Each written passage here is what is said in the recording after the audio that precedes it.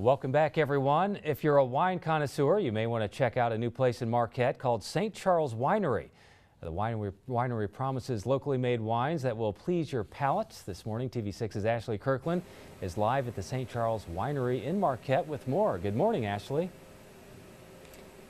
Good morning, Greg. That's right. We're here in Marquette at St. Charles Winery. Now, they just opened up on October the 10th, but they've already had a great response from community members, and I can see why. They have over 25 selections of homemade wine selections here that they brew here in-house at the St. Charles Winery. Now, if you haven't been down here, it's a great place to come down with friends or family, get some wine treats, go ahead and get some tastings there. But we're going to join the owners a little bit later. They're going to tell us about different charities such as UPAWS that they're in connection with, as well as different events that they have coming up over the next couple of weeks that people can come down. If it's your first time, you can come down and get acquainted with the winery, as well as come to an event and support a local charity. I'll take it back to you in the studio for now, Greg. Ashley Kirkland reporting live in Marquette, TV6 News. Welcome back, everyone. The holiday season is here, and if you're visiting friends and family, a locally made bottle of wine could be a nice gift. The St. Charles Winery in Marquette has a selection of wines perfect for any holiday gathering. And this morning, TV6's Ashley Kirkland is live at the winery with more. Good morning, Ashley. Good morning, Greg. That's right. We're here in Marquette at the St. Charles Winery, and you're right. I think I already know what I'm going to bring to the holiday party that I'm going to crash on Thursday.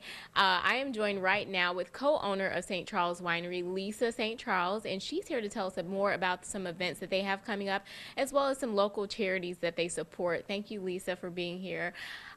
This is a beautiful place, by the way, and you guys have a great selection. What are some of the charities that you guys support on a regular basis? Sure.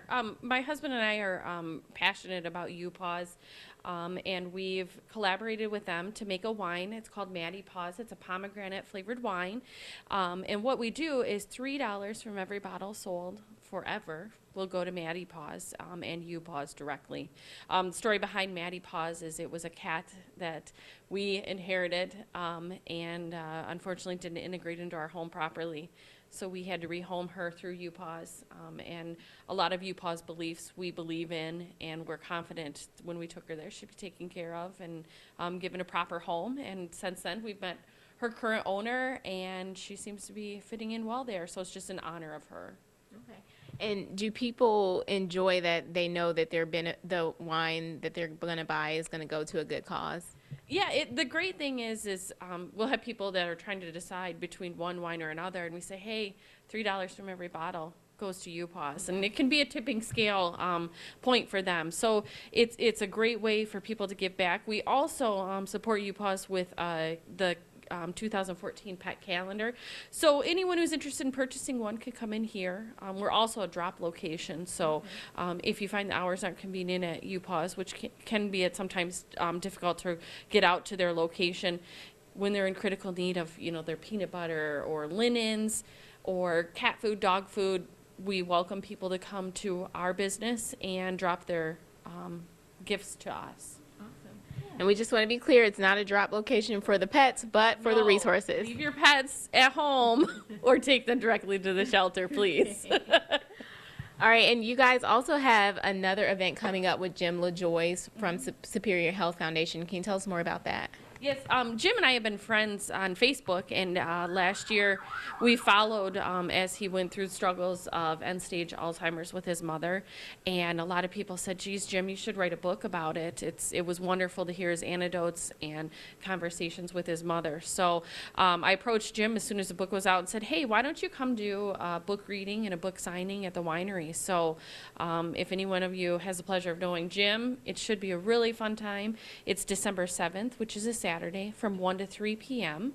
And it's a book signing and a book reading, and we are going to donate a portion of the proceeds from that day's sales to the Alzheimer's Association. Awesome. And just so you know, it is your location is across the street from McDonald's. Can you tell us people exactly where you're located? Sure. What I like to tell people is park like you're going to Subway. We're behind the Subway location at 1104 West Washington Street, and we're right above Rod Lizak's State Farm office on Washington Street. Okay. Well, thank you so much for being here, Lisa. And if you come in, the location is very easy to find. Grab a bottle of wine, support UPAWS, come have a fireside glass of wine with friends and family. And a little bit later, we're going to talk to Randy St. Charles, and he's going to tell us about the different selections of wines that they have here and what you can find when you come to the St. Charles Winery. I'll take it back to you in the studio for now, Greg. Ashley Kirkland reporting live in Marquette, TV6 News. Welcome back, everyone. A new winery with locally made wines has come to the Marquette area with a range of selections. This morning, TV6's Ashley Kirkland is live at the St. Charles Winery in Marquette with more. Good morning, Ashley. Good morning, Greg. That's right. We're here in Marquette at the St. Charles Winery, and we told you about a series of events that they're going to have. And just a little clarification, their book signing with Jim LaJoy is December 14th, Saturday, December 14th, from 1 to 3 p.m. So if you want to come down and see what that's about, definitely come down during that time. Now, I am joined with the other owner, Randy St. Charles, and he's going to tell us a little bit more about the homemade wines that they have here, the selections that you can find. Thank you, Randy, for being here. What do we have in front of us? Well, this is just a small variety of what we carry. As you mentioned earlier, we have 25 different kinds of wines currently. We range from your semi-sweet whites, such as Moscato, to your dry whites, to your dry reds, over to our fun series of different flavored grape wines, such as pomegranate, blackberry, and black cherry, which are very popular. And also we do carry a line of dessert wines that would range from blackberry to chocolate-covered cherry. Now, do you guys have any sort of chart or any way for people to know what kinds of foods to pair the wines with?